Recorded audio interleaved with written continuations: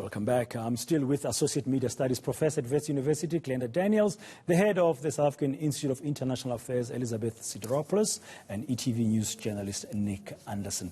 We're just talking about reporting on elections on the back of the American election, which we all were seized with watching in the last week and checking out who's doing what on media. And there was a lot of pressure from what we could see on American news outlets to be cautious and to fact check and to be accurate, and a couple of lessons for us here in South Africa as the mainstream media ahead of our 2021 local government elections. We just had a little taste just yesterday, Super Wednesday, with the by-elections. The outcome is set to be announced at about 12 o'clock today by the IEC. That's who officially calls the election results here in our country, unlike in America. Glenda, you were saying that you don't like that system. You prefer the way we do it here. Just yesterday, we were looking at the trust levels of various institutions in our country. The IEC post the 2019 general election last year, in the research done by the Human Science Research Council, HSRC, in our country, showed that we in South Africa, 82% of us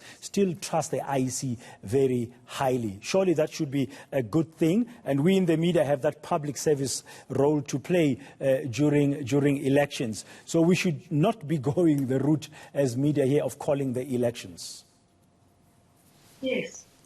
I totally agree, Dan. It's just, because, there's certain people who have biases against the media. But I think the important thing right now is just to say that the media is not one monolithic whole. There's media, there's online media, credible online media, there's social media. There are newspapers which support so-and-so, there are newspapers which support certain political factions in our country and so forth. So it's very difficult to talk about the media as though it's one monolithic block, number one. Number two, in relation to these fact-checkings and lies, etc., we can't let the big tech companies, they're actually media companies, let them off the hook. The minute media or credible media say that that's a lie, that's not true, this video is fakery, etc., the big tech companies, such as the ones holding Facebook and Twitter, should be taking them down immediately, not actually saying we need to investigate and 3 days later take them down, because it's far too late. It's already gone. Yeah. Do you think we in the media general in South Africa should be more aggressive in fact-checking in terms of when we report on elections? Yes, absolutely. We shouldn't just be saying, so-and-so says this, so-and-so says that. So-and-so might have said this and that, but you need to double-check it and say, this politician said that, and then check the facts and said it's actually not true. But we don't seem to have that kind of resources that we saw American television station like CNN, for instance, having that. Immediately they would say a politician said this, we checked the fact, it's not true. So we're on the back foot a little bit about resources and fact-checking. Indeed, media companies have retrenched highly skilled people, sub-editors at the top, that were actually doing that kind of job of fact-checking. That's a very unfortunate state of affairs, and we need to buck up a little bit, get with the program in terms of those resources back. Even with the lack of resources, and we're all under pressure, we know economic times are very tough. Budgets are being cut left, right, and center. I'm thinking that perhaps what we need to add towards, I don't know if you'll share the same view with me, Elizabeth, that we need to err on the side of accuracy rather than breaking the news, just because when an election is underway, we might want to have broken the news story of a particular party winning in a particular area. Should we rather sacrifice breaking news and be more accurate going forward as we head into the elections in 2021?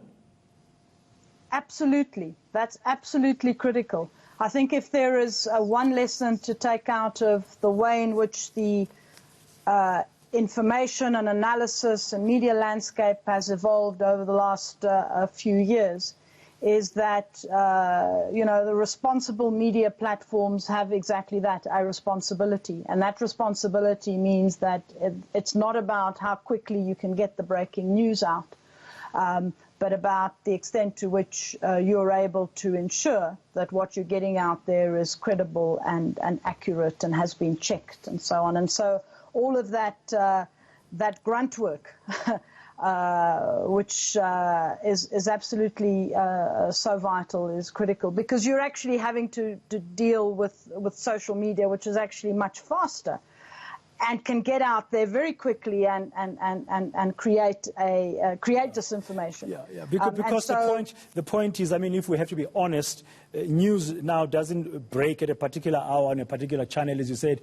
It breaks on a smartphone very quickly than before. Yeah. So if you are a credible mainstream news source, you have to ensure that by the time you go out with a story, you are adding better value, more credibility to the unfolding developments. I want to make, Dan, another point, and that's a broader, longer-term point. But I think there's also an educational dimension to that in terms of our civic education at schools going forward.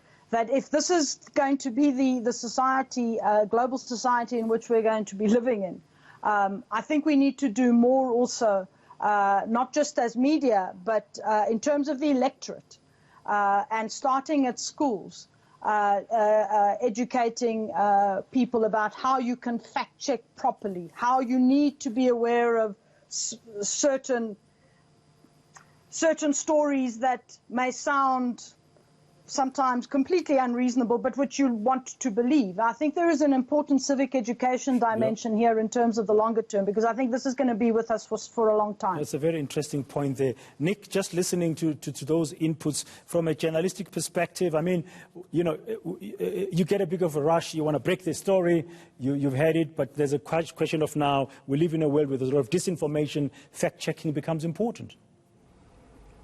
100%, and especially fact-checking in the era of social media, it's a bit different. So that's exactly what we're saying in terms of if there is a video that is going viral that we as journalists know is false on social media, I think often we tend to say on the side of caution, no, we're going to completely ignore that on our platforms, especially because it is fake. I think the onus is on us then to actually, maybe if it's playing part of the video, but run it as a story that's saying this is a completely false video. Because I think to leave it separately in its own world on social media and say, right, we're mainstream, we're not touching it. I think the best way to address and fact check that is to, like I say, play part of the video and go to social media itself and maybe have our official account underneath from the media house saying fact check and meet the news where it's at on social media. So play it on our own platforms and say, by the way, you may have seen this video, this is false, please be aware, instead of just feeling the urge, which it is a pull to say, oh no, this is completely false, we're not even going to touch it. But I think we have to change the way in terms of how we fact check. Not just saying, oh, this is false, or oh, this is false, we're not going to touch it, but finding a way to meet the false news where it's going viral and actually tackling it on from a new perspective. Yeah, thank you very much, Nick, for that input. That's Nick Anderson, a colleague at eTV News journalist. I also had Elizabeth Sidoropoulos, head of the South African Institute of International Affairs and Associate Media Studies Professor at Wits University, Clenda Daniels. Thank you very much for being with me for this discussion. It's very clear that newsrooms are going to fade. Hard choices. We live in a very different world, but we have a civic duty and we have a public service role to play when we report on elections. Thank you very much for your time. Let's check in now with your weather highs and lows before my partner Yuveka Rangappa brings you the latest news at the top of the hour here on eNCA.